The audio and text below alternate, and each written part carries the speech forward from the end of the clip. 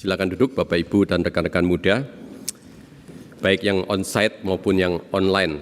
Pertama-tama saya mengucapkan terima kasih kepada Gembala Bapak Joni Stephen dan para penatua di tempat ini yang mempercayakan pelayanan mimbar pada hari ini. Saya juga menyampaikan salam dari keluarga besar Seminari Alkitab Asia Tenggara kepada keluarga besar dari IPC. Kami tahu IPC sahabat saat. Oleh karena itu, saya memberanikan diri untuk mengatakan kepada Bapak Ibu dan rekan-rekan muda, kami sungguh sangat terharu ya dengan kedekatan yang ada antara IPC dengan saat. Ini Tuhan memberkati akan keluar gereja ini semakin lama akan semakin bertumbuh. Saya dipeseni Pak Joni agar khotbahnya itu nanti menyangkut masalah isu yang terakhir, isu terkini dengan gereja pasca pandemi ini ya. Nanti akan saya sampaikan dan mari kita bersama-sama membaca Alkitab kita dari Mazmur 63 ayat yang kedua. Ya. Mazmur 63 ayat yang kedua, saya bacakan untuk Bapak Ibu dan saudara kalian. Temanya adalah recovery, pemulihan. Ya Allah, Engkaulah Allahku, aku mencari Engkau, jiwaku haus kepadamu. Tubuhku rindu kepadamu seperti tanah yang kering dan tandus tiada berakhir. Akhir-akhir ini memang sering ditanyakan kepada kami, baik itu para rohaniwan, para penatua, majelis jemaat dan juga aktivis gereja, yang mereka menanyakan tentang isu yang paling krusial yang dihadapi gereja di masa pandemi dan siap untuk memasuki pasca pandemi ini. Isu apa? Nah Bapak Ibu dan rekan-rekan muda, Seminari Alkitab Asia Tenggara itu mengadakan satu survei ya 44 gereja dengan responden 3.483 responden. Dan hasilnya itu adalah dua masalah besar, yaitu masalah bertumbuh dan bertambah. Saya akan bahas dulu yang bertambah. Bapak Ibu, yang bertambah itu adalah masalah krusial yang dihadapi gereja di Indonesia pada saat ini adalah untuk mengembalikan jemaatnya yang terbiasa sudah nyaman dengan ibadah online untuk menuju ke ibadah yang onsite, yang pertemuan secara fisik. Itu sulit sekali. Maka di Indonesia itu ada gereja yang baru 30% yang kembali. Ada yang 50%, ada yang 40%, ada yang 60%. Jarang yang mencapai sampai kemudian 70 sampai 90%. Itu sangat jarang sekali. Nah kita melihat bagaimana kemudian pergumulan para pemimpin gereja itu mengalami kebingungan saat ini. Untuk mengembalikan jemaat itu kembali untuk beribadah secara onsite. Anak muda itu sering ngomong sama saya begini. Kalau Bapak tanya sama saya ke gereja mana? Maka hari ini saya ke gereja multi channel. Wah, kita itu jadi bingung Bapak Ibu dan rekan-rekan muda ya. Saya ke gereja yang multi channel gitu ya. Jadi artinya mereka itu setiap hari browsing aja ya. Setiap minggu itu di gereja mana yang pengkhotbahnya yang disenangi, nah itu kemudian mereka ke sana. Bahkan ada yang fanatik. Itu pengkhotbahnya kalau yang satu ini dikagumi sama dia, ke gereja manapun didengarkan setiap minggunya begitu ya. Jadi mereka itu browsing seperti itu. Maka tidak jarang Bapak Ibu, ada gembala-gembala sidang itu datang kepada saya dengan sedih dan mengatakan begini. Gimana Pak Bambang? Perasaan hati ya, jemaat yang sudah dibina, mulai sekolah minggu, sampai kemudian sudah menjadi dewasa, sudah berkeluarga, tiba-tiba berkata, Pak minta izin ya, saya pindah gereja. Saya juga bisa merasakan kesedihan mereka. Lalu ada yang mengatakan, dengan adanya pandemi ini, saya pindah ke gereja yang dekat dengan lokasi rumah saja. Sehingga di dalam bagian ini Bapak Ibu, saya ingin mengatakan, ini adalah isu paling krusial saat ini di Indonesia. Yaitu bagaimana kemudian mengembalikan jemaat itu kembali untuk ibadah secara onsite itu. Kemudian isu yang kedua adalah masalah bertumbuh yang kita akan bahas pada hari ini, saudara. Bertumbuh itu dalam kaitannya dengan kehidupan spiritualitas jemaat yang semakin menurun, Bapak Ibu. Kenapa menurun?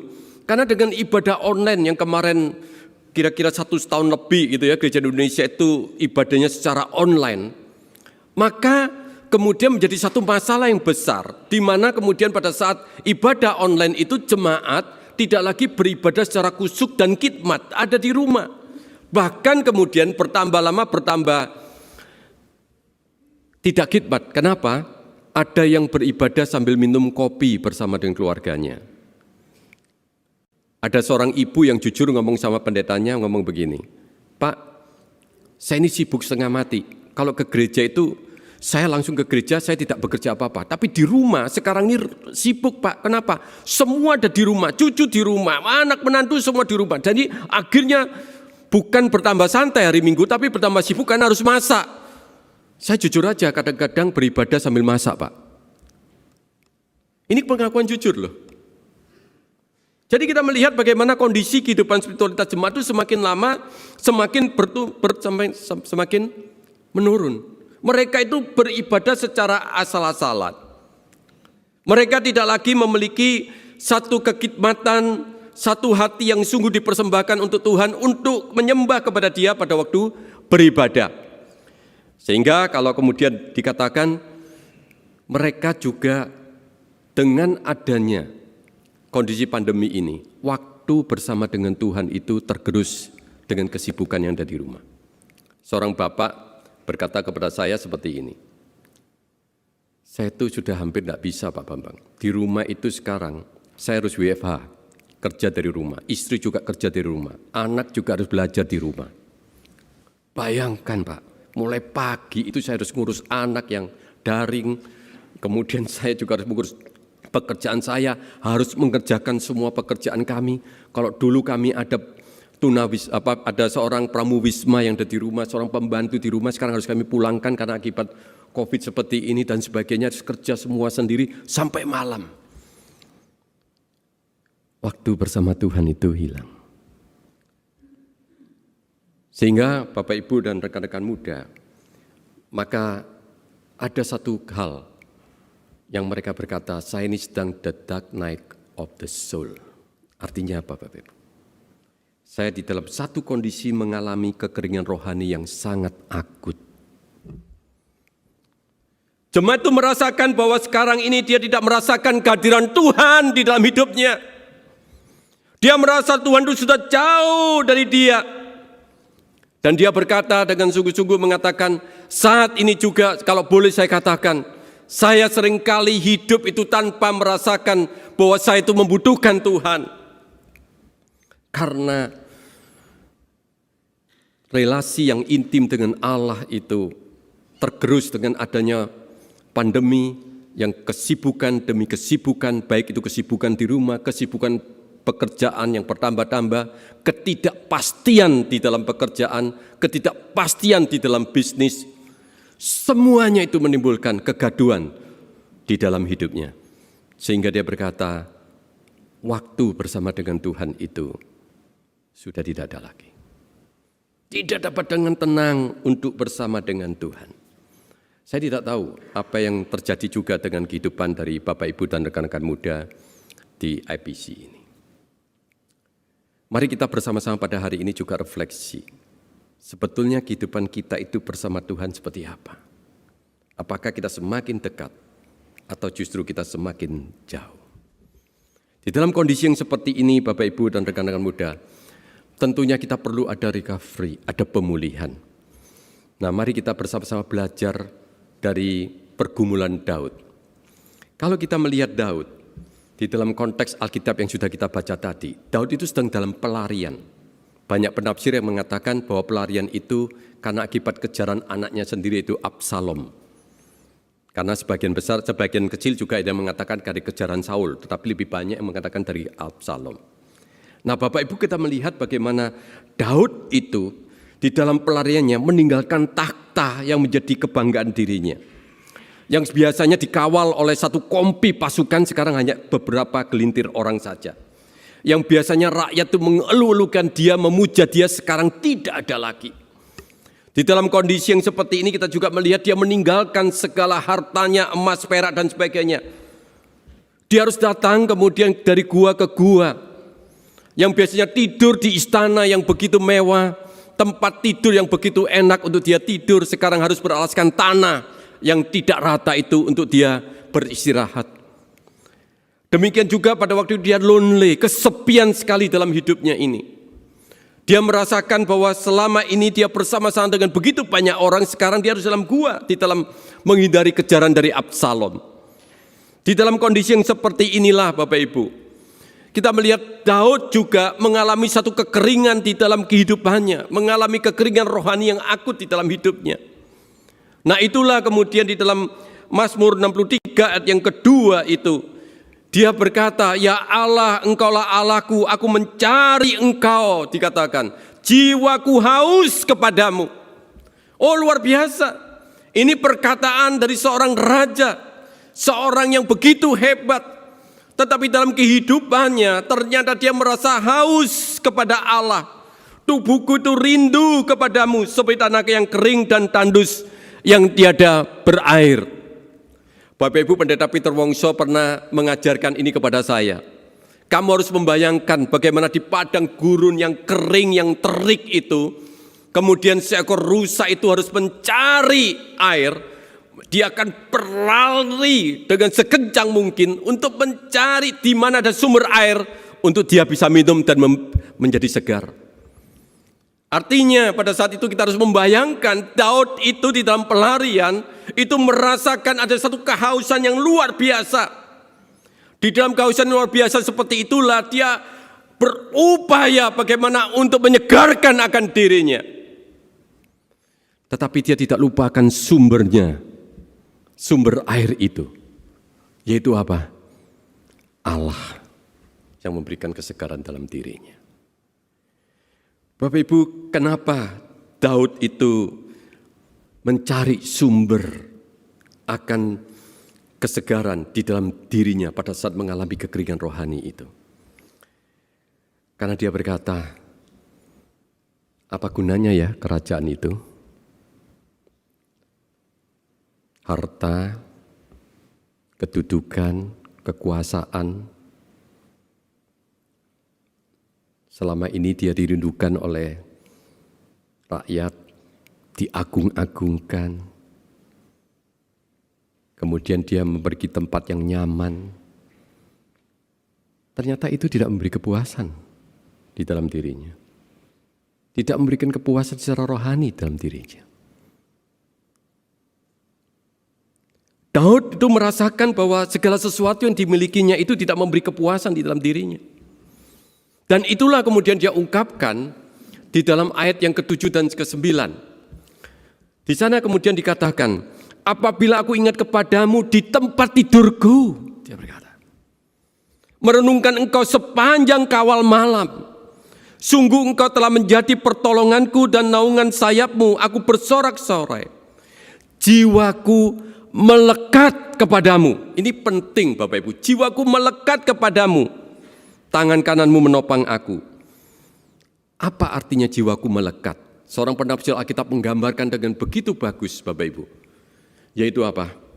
Itu seperti Kejadian pasal 2 ayat 24. Sebab itu seorang laki-laki akan meninggalkan ayahnya dan ibunya dan bersatu dengan istrinya. Sehingga keduanya itu menjadi satu daging. Penafsir Alkitab itu mengatakan waktu Daud itu berbicara, jiwaku melekat kepadamu. Daud baru merasakan kehadiran Tuhan dan mengalami kehadiran Tuhan yang luar biasa di dalam hidupnya. Dan dia berkata, Tuhan itu melekat di dalam dirinya. Tuhan itu melekat di dalam dirinya. Bapak Ibu, kita merasakan enggak? Tuhan itu melekat pada diri kita. Saat saya tadi menyanyikan lagu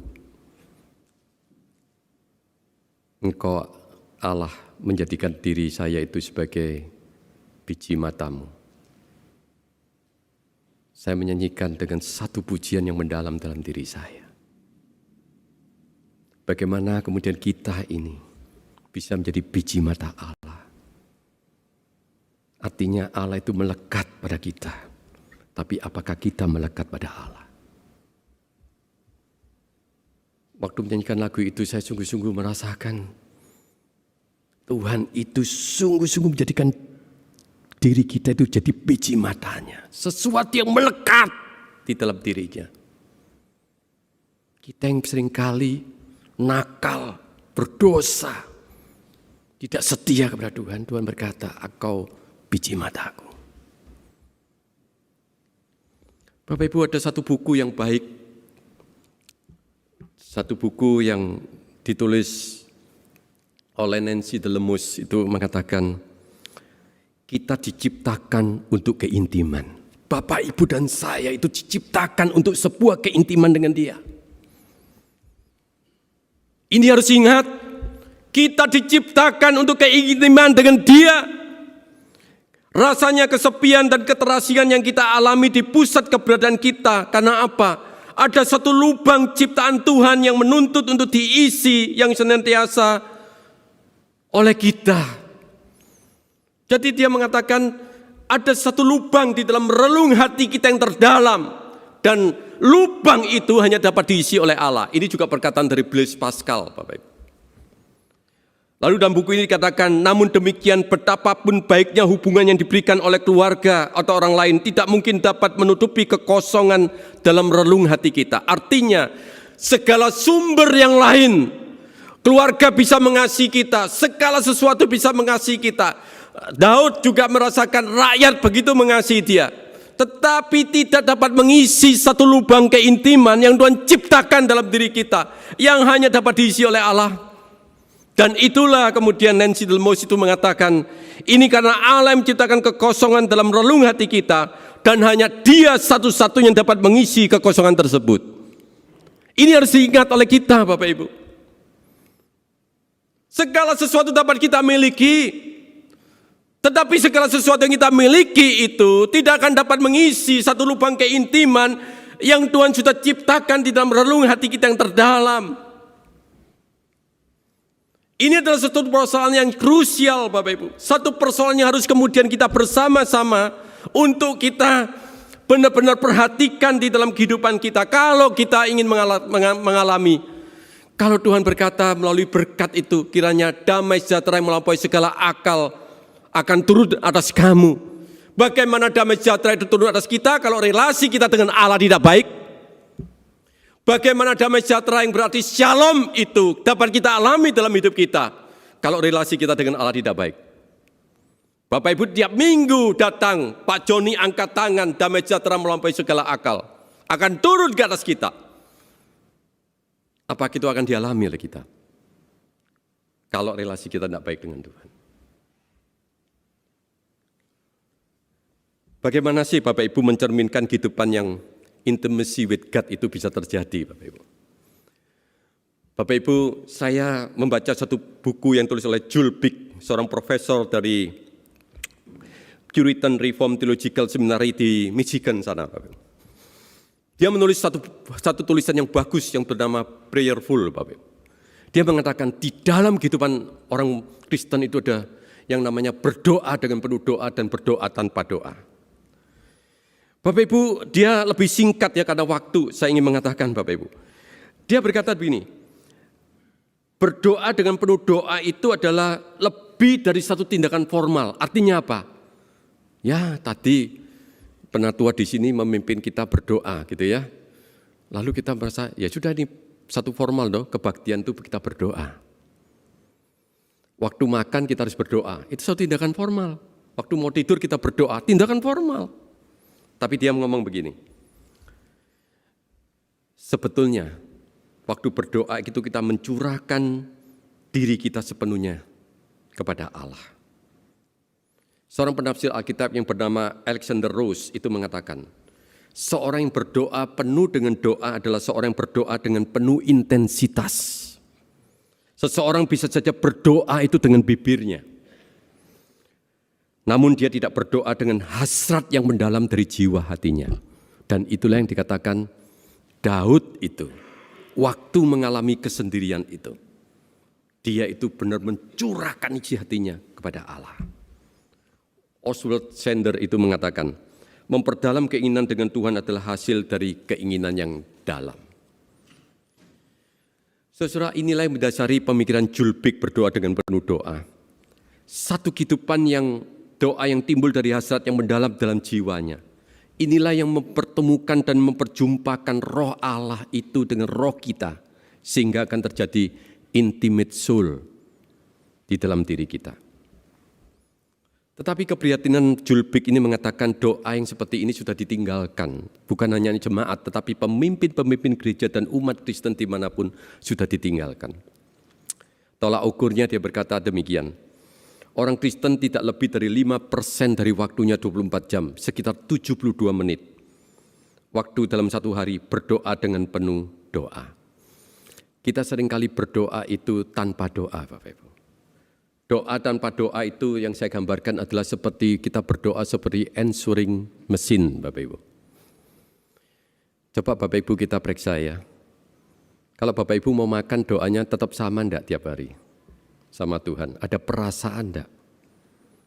Kalau waktu makan, iya ini berkat Tuhan loh. Ini pemeliharaan Tuhan loh.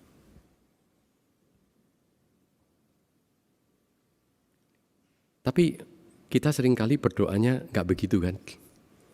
Asal berdoa, doa malam juga begitu juga kan? Kita seringkali amburadul doa kita ini. Kita juga doa asal-asalan. Bapak Ibu, saya jujur aja ngomong. Waktu saya punya anak kecil gitu ya. Seringkali saya juga berdoa pada waktu dengan anak dan sebagainya. Anak saya yang kecil itu kemudian berkata kepada saya seperti ini. Pak, bosen tiap kali mau makan doa. Kenapa saya bilang begitu? Habis doanya papa juga begitu-begitu aja tiap hari, bosen dengarkan kata-kata yang sama.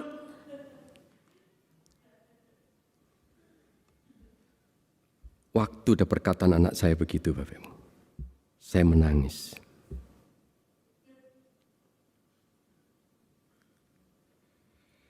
Bapak Ibu, kita seringkali doa itu membosankan. Kering dan berasa jauh dari Tuhan.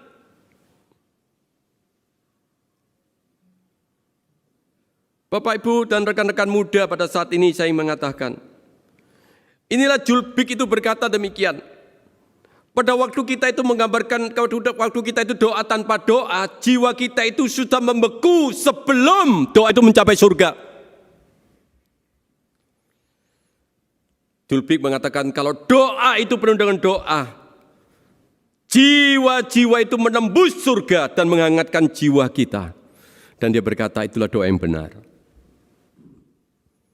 Bapak Ibu, coba kita periksakan diri kita masing-masing, spiritualitas kehidupan kita. Apakah kita itu benar-benar memiliki satu kehidupan doa yang menggambarkan satu keintiman itu bersama dengan Tuhan? Sehingga Julbik itu berkata, Bapak Ibu, yang mengagetkan saya adalah kalau kita itu doa tanpa doa itu sebenarnya kita itu melakukan tindakan ateis yang praktis dalam hidup kita ini. Artinya apa? Kalau Bapak Ibu doa salah-salan, tidak menyentuh hati kita dengan hati Tuhan, Bapak Ibu mau doa sama siapa? Ngomongnya Tuhan kan? Alexander Rose tadi juga ngomong, kita seringkali berdoanya bibir,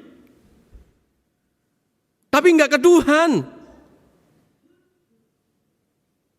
Sehingga di dalam bagian ini dia Julbik mengatakan, ini hati-hati loh kekristenan di Indonesia, di dunia ini. Tidak sampai dikatakan 5% dari waktu kita itu punya doa dengan penuh doa di hadapan Tuhan dalam satu hari. Bapak Ibu, mungkin timbul pertanyaan dalam diri kita.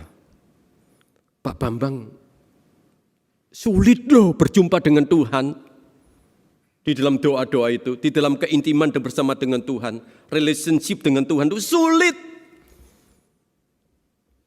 Pertanyaan saya, apakah Tuhan itu mempersulit kita untuk berjumpa dengan Dia, Bapak Ibu? Apakah Tuhan mempersulit, Bapak Ibu? Mari kita lihat Bapak Ibu di dalam Kejadian pasal 4 ayat 26. Lahirlah seorang anak laki-laki bagi Set yang juga anak itu dinamanya Enos. Waktu itu orang mulai memanggil nama Tuhan. Saya secara singkat aja Bapak Ibu. John Calvin menafsirkan dalam bagian ini sangat bagus. Adam dan Hawa dengan beberapa anak mereka adalah penyembah Tuhan yang sejati. Kita dapat dengan mudah menyimpulkan bahwa Set adalah hamba Tuhan yang sejujur dan setia. Dan setelah dia melahirkan seorang putra yang bernama Enos seperti dirinya dan memiliki keluarga yang dibentuk dengan benar, maka wajah gereja mulai terlihat dengan jelas dan penyembah kepada Tuhan itu didirikan dengan harapan terus berlanjut hingga anak cucu. Jadi artinya Bapak Ibu, setelah Adam dan Hawa itu jatuh di dalam dosa, Allah itu kembali menggiring Adam dan Hawa itu untuk punya relasi yang akrab dengan Tuhan, sehingga anaknya Set itu melihat orang tuanya memiliki relasi yang intim kembali dengan Tuhan. Maka dia pada waktu anaknya sudah lahir, waktu itulah ada kerinduan di dalam dirinya untuk, dalam tanda petik, inilah gereja pertama di dunia. J.G. Voss itu berkata, Bapak Ibu, ini tidak berarti bahwa iman kepada Allah, Allah perjanjian, Allah yang penuh dengan anugerah penebusan pertama kali dimulai zaman Enos. Bukan. Itu hanya ibadah umum resmi kepada Allah dimulai pada waktu itu. Iman kepada Allah dimulai sejak Adam dan Hawa. Artinya apa? Setelah Adam dan Hawa jatuh di dalam dosa, Allah kembali membuka relasi itu dengan anaknya. Adam dan Hawa tetap jadi biji matanya. Hati Allah tetap melekat kepada setiap anaknya. Bapak Ibu, waktu saya merenungkan bagian ini, minggu lalu, saya juga terharu Bapak Ibu. Saya juga berkata, Tuhan, hatimu melekat pada saya. Seorang yang bernama John Owen, seorang teolog Puritan Agung itu menuliskan di dalam satu bukunya On Communion with God. Seseorang dapat mendengar kesedihan Owen ketika dia menyesali situasi zamannya. Betapa sedikit dari orang-orang kudus yang secara eksperimental berkenalan dengan anak istimewa ini mengadakan persetujuan langsung dengan Bapa dalam kasih. Bapak Ibu, relasi yang intim dengan Tuhan itu adalah sesuatu yang istimewa, hak istimewa yang Tuhan berikan kepada kita. John Owen itu mengingatkan, Allah itu tidak sulit. Yang sulit itu kita. Yang sulit itu kita. John Flavel mengatakan apa? Hati seseorang itu sulit dirubah untuk menjadi bertobat. Orang yang berdosa itu sulit untuk bertobat. Hatinya dirubah untuk bertobat sulit. Tapi John Flavel mengatakan apa? Yang lebih sulit adalah pada waktu orang Kristen itu sudah jadi Kristen, hatinya diubah untuk tetap bersama Allah, itu jauh lebih sulit. Jadi John Flavel mengatakan, kita harus jujur ngomong loh. Waktu kita itu menerima Tuhan, anugerah Tuhan kepada kita, kita menerima anugerah keselamatan. Tapi ingat, pada waktu keselamatan sudah ada dalam diri kita. Kita sering kali lupa, Bapak Ibu. Lupanya apa? Yaitu bahwa kita ini sulit untuk diubah. Bapak Ibu, sebagai akhir khotbah saya, Bapak Ibu, karena waktu, saya menceritakan satu cerita yang kisah nyata dari seorang yang bernama Timothy Keller bersama istrinya. Timothy Keller bersama istrinya itu seorang yang luar biasa. Timothy Keller itu hari ini mendirikan satu gereja di New York, tetapi dia menjadi gerejanya menjadi mentor dari 256 negara gereja-gereja di dunia ini. Luar biasa. Dia mengatakan satu pengakuan jujur di dalam bukunya Prayer. Ya, saya mungkin langsung gambarnya saja ya, John Piper gitu ya. Bisa ya oke. Ini orangnya Bapak Ibu. Nah dia ngomong begini Bapak Ibu. Dia seorang dosen, mengajar kitab Mazmur. Tapi dia mengatakan, saya tidak bisa menggali di permukaan tentang Alkitab yang perintahkan kita untuk mereka relasi yang intim dengan Tuhan di kitab Mazmur. Satu hari pada peristiwa 9/11, dia berkata, New York itu mengalami depresi rohani klinis kolektif yang begitu luar biasa. Tapi pada saat itu juga dia diberikan oleh dokter satu vonisnya apa? Mengidap kanker kelenjar tiroid. Dan istrinya langsung juga kena Crohn, radang usus berkepanjangan. Bapak Ibu, mereka berdoa tiap malam, tapi satu malam istrinya Gertie itu berkata demikian. Bayangkan, dia berkata pada Timothy Keller, bayangkan kau didiagnosis mengalami kondisi yang sangat mematikan. Begitu fatal sampai dokter memberitahu kamu bahwa engkau akan mati dalam beberapa jam kalau engkau tidak menjalani pengobatan khusus ini. Yaitu minum sebutir pil setiap malam sebelum kau beranjak tidur. Bayangkan bahwa kau diingatkan supaya tidak mengabaikannya atau kau akan mati. Maukah engkau melupakannya? Apakah kau akan lupa melakukannya setiap malam untuk minum obat pil itu? Tidak, bukan. Pengobatan yang pasti itu sangat penting sampai kau akan menjaga dan tidak melupakannya. Begitu juga kalau kita tidak berdoa bersama dengan Allah. Tidak memiliki relasi yang intim dengan Allah. Engkau tidak akan dapat menanggung beban ini. Dari semua yang kita hadapi, kita tidak akan sanggup. Aku juga tidak sanggup. Kita harus berdoa. Kita harus memiliki relasi yang intim. Dan itu tidak bisa kita lupakan dalam ingatan kita. Bapak Ibu, satu pil diberikan kepada kita hari ini. Relasi yang intim dengan Tuhan. Apakah kau tidak akan minum? Mari kita masuk dalam doa. Terima kasih Tuhan. Firman pada hari ini yang kau berikan kepada kami. Berikan relasi yang akrab dengan Tuhan. Relasi yang intim dengan Tuhan. Ampuni kalau selama ini kami tidak memiliki relasi hubungan yang baik dengan Tuhan.